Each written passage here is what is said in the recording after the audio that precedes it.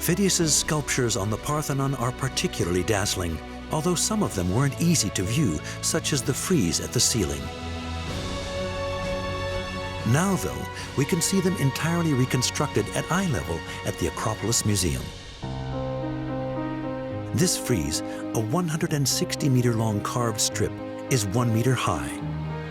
It shows the festival procession of the Panathenaic, delicately carved in 6.5 centimeter deep relief.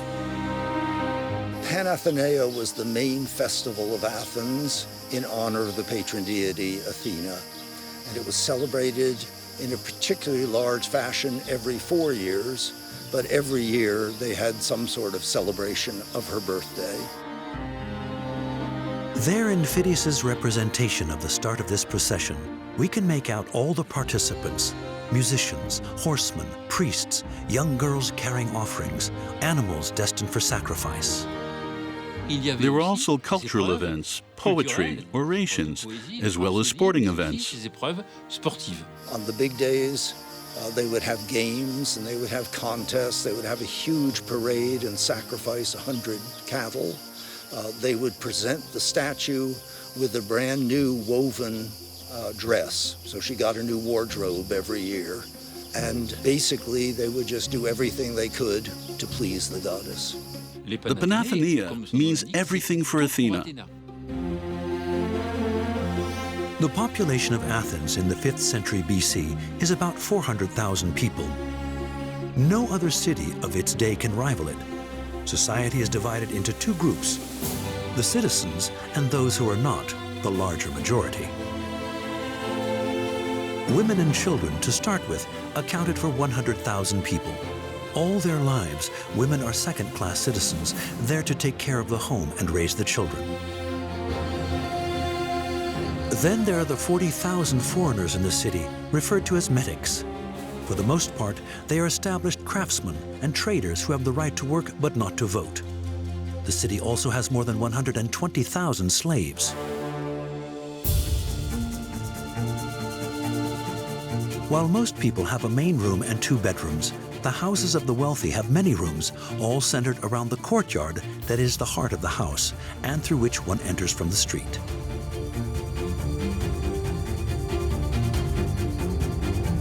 The courtyard is sometimes paved and usually surrounded by colonnades. The rich houses have dug their personal wells, and the courtyard is a place to socialize and to work. At the front, there are walls of raw brick on a stone base, decorated with a plaster of lime to whiten them, as well as narrow windows and a roof of clay tiles. In a well-to-do house, there's a vestibule and an adjoining reception area for men only, called the andron. This is the room where one displays one's social prestige. There are benches along the walls to lounge on, and it's the room for banquets, then exclusively male. There are also one or several rooms for food storage, a bathroom, a kitchen with a floor-level fireplace, some bedrooms, and a dining room. People live outside a lot, so they're not too bothered about furniture. It's mainly utilitarian. And they're always happy to go out to the religious festivals that bring together all the Athenians. In honor of the god of wine, the Dionysia were held at the theater. The theater that we can see these days dates from Roman times. It replaces the older one that Pericles built in wood, of which nothing remains. But the first theater of the Western world will forever remain engraved in the collective memory.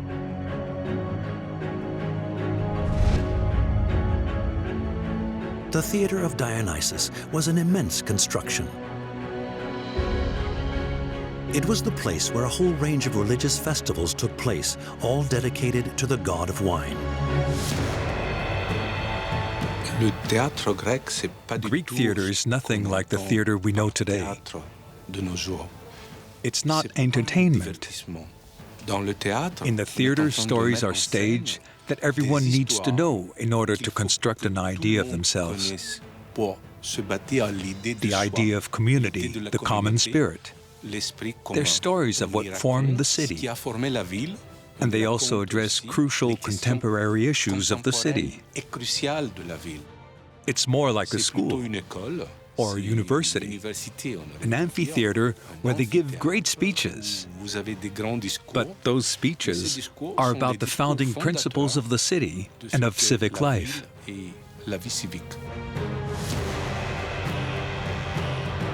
No ancient civilization has yet had the idea of seating the public in a circle around the action. This wooden theater on the hillside is square, but it's laid out in tiers for the visual comfort of the spectators. There are no walls, the only scenery is the landscape. This theater was backed by the natural rock of the Acropolis. Its rows of seats were straight. The first row was reserved for the elite, the magistrates, and was made of stone. Behind it rose a wooden scaffold of 45 rows of planks, each about 65 centimeters deep, for the rest of the audience.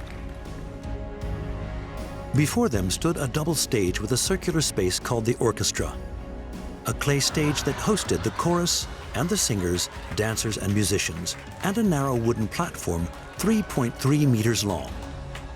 In its early days, it's used to sing the praises of the Greek heroes, but during the 5th century BC, it is here that the theater and tragedy are born. Up on the Acropolis, the Parthenon dominates the sacred space, but nothing separates that space from the world of men. What it needs is a gateway. This spectacular entrance to the Acropolis is called the propylaia. Pericles wants it to be spectacular and absolutely unique. And to inspire respect upon arrival on the Acropolis, it has to be monumental. A physical edifice that marks the entrance to the sanctuary and clearly separates the world of men from that of the gods.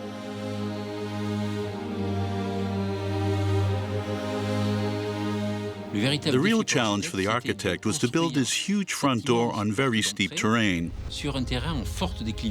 The propylaia was probably more difficult to build than the Parthenon.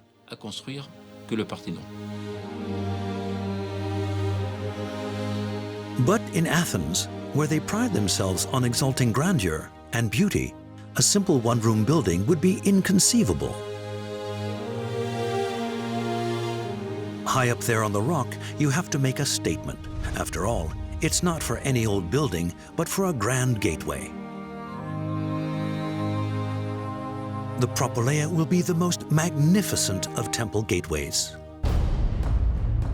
It is designed around a central building, a huge rectangular room lined with columns and flanked by 2 side wings. The construction of the propylaia is beautifully handled.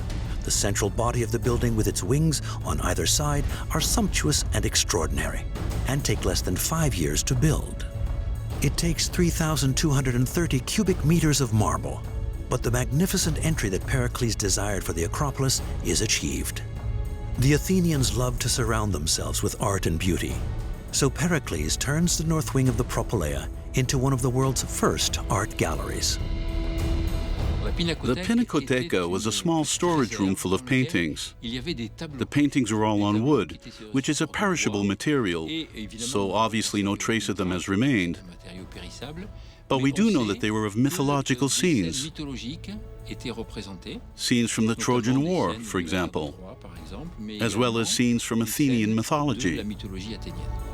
The smaller south wing leads to the west, to the temple of Athena Nike, the victorious Athena, built in 420 BC. Once through the propylaia, the visitor saw before him a huge statue of the armed Athena over 9 meters high. To the left, along with the administrative buildings, stood the Araphorion, the home of the Araphoroi.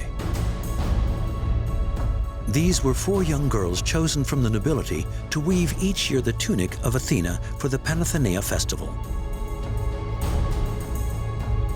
To the right, the visitor finds 2 little sanctuaries no longer there today. The shrine of Artemis Moronia and that of Athena Ergain. Before arriving at the magnificent Parthenon.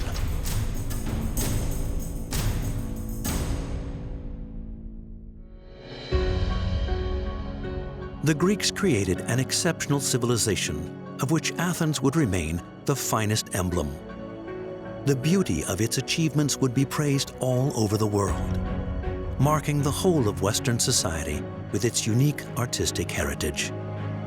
The legacy of ancient Athens in the fields of the arts, architectural perfection, urban planning, science, and thought will forever hold a place of honor in the history of humanity. And the majesty of its monuments still stands, reminding us for time immemorial of the Western world's first mega city.